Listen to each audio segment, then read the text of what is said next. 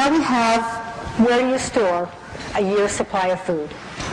It sounds enormous, but it's surprising that the average year's supply will fit under a twin-size bed. The one person's year's supply fits under a twin bed. Whatever is under your bed now will never be more important than your family's temporal salvation. Keep your food in your home. You don't want to take chances with your food. You don't want it to get too hot. In the desert where I live, you cannot keep it in the garage. You can't keep it in the attic. It'll ruin your food. If you live in a very moist area, a lot of moisture, you want to keep it away from that because that will ruin your food. I keep it under the bed, in the closets, in the house where the temperature is going to be good for your food. This is a really valuable investment. You don't want to just be throwing it in the garage or the attic. Take good care of your food. Rotation is always a problem. You think you've got 50 pounds of spaghetti someplace and you're tearing the place apart, and what you find is a can of powdered milk that's from 1972. I'm not exaggerating. I did exactly that. Surprisingly, the powdered milk was still good. The church has changed a lot of the shelf life numbers on foods. I don't know if you've noticed that in the past, but it was really exciting to see apple slices having a 30-year shelf life, especially considering all the apple slices I have. So that was good news for me. The rotation, this is how I do it. My shopping list, I buy everything I can. You buy your food storage in a timely manner. Now, if you're super wealthy and have a shopper that goes out for you, you can go do it in a week. Most of us don't. But do it in a timely manner. Try not to let it take 6 years. When you get all your food storage, you've got it listed in your book. You know where it is. You know when it was purchased. And rotation can be a once-a-year event. That's one of the best parts about this system. I hated rotation, and it was always there, and I'd think, ooh, I need to get at that. And you know how it is. It's really hard. How much food have you wasted? Because it's kind of overwhelming. This makes it very simple. Once a year, take out my notebook, and I go alphabetically down every single line, every item in my food storage, once a year, and I'm looking for when that food is going to expire. If it's going to expire in the coming year, I will go, take it out from under my bed, so take it out from the food storage, and I'll put it in my kitchen pantry for daily use. I had a lady say, because I used to use the example, I've got 12 cans and they're going to expire, I'll put it in my pantry. And she says, my goodness, what are you going to do with 12 cans of oats? And I'm going, we like oats. Yeah, my husband really likes them. We have oatmeal, we have granola, we have oatmeal cookies. That's going to be awesome to have all those oats in my pantry, because I don't store things that I don't love. I'm not putting things in my pantry that I'm not going to be really happy to have in there.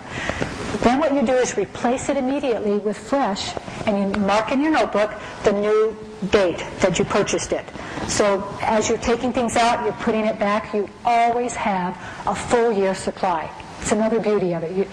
The day before the catastrophe comes and you're ready to go to the cannery to do all your stuff, and it's too late. I always have a full year supply. At this time, I will also check all of my vacuum sealed foods, and we'll talk about vacuum sealing later. But I will go through and I'll visually check every one of my jars to make sure that it's still sealed. And if it's not sealed, it sounds like this. Okay? This, I feel like a throat thing. It doesn't sound like that when it's sealed. I'll visually check every jar to make sure it's still sealed, and then I'll open one of each item. I'll open a jar of chocolate chips, I'll open a jar of nuts, I'll open a jar of candy, and I'll taste each one. That's my favorite part about this rotation. You know? Oh yeah, this is still good, this is still good. If it's coming up for expiration, I'll put it in my kitchen pantry and use it up and replace it with fresh. Here's another fun part of this system. You can always change what's in your food storage. Recently I found a chocolate brownie mix. I think it's called the Hershey Triple Fudge Brownie.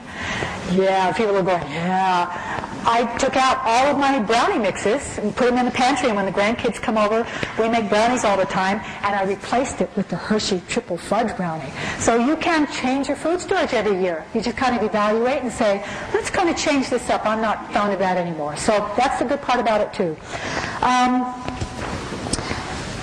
Let's see. I think that's all we have on rotation. Long shelf life, I am all about long shelf life. I don't want to have to rotate very often. I don't want to be spending that money all the time. The shortest shelf life in my personal food storage is 3 years. If it has a shelf life of less than 3 years, I don't want it. I don't care how good it is. Oil. I have no oil in my food storage because it has a 1-year shelf life. What I do have is shortening. Shortening has a 10-year shelf life. And I can melt shortening in my solar oven, and I can exchange that for oil in every one of my recipes. In my bread, I make a loaf of bread every day for my food storage. I don't store flour. That has a 5-year shelf life. I store wheat. That has a 30-year shelf life. Now, here's a little trick about wheat. If you don't have a wheat grinder, you can't make flour. You're laughing? The church has done a study, and 90% of the people who have a food storage don't have a wheat grinder. What are you going to do, chew it? You have to have a wheat grinder. So they've done a study. The church never endorses products. This is almost a first for them. They did a 2-year study on wheat grinders, and in your booklet it's going to tell you about wheat grinders, and it'll tell you where to go. It's called a blend tech. But this 2-year study, they came up with the very best, the most efficient, and the most cost-effective hand grinder and wheat grinder. If I were going to get only one, I'd get the hand grinder, because if we are in worst-case scenario, what don't we have? Electricity. Your electric grinder will be worthless.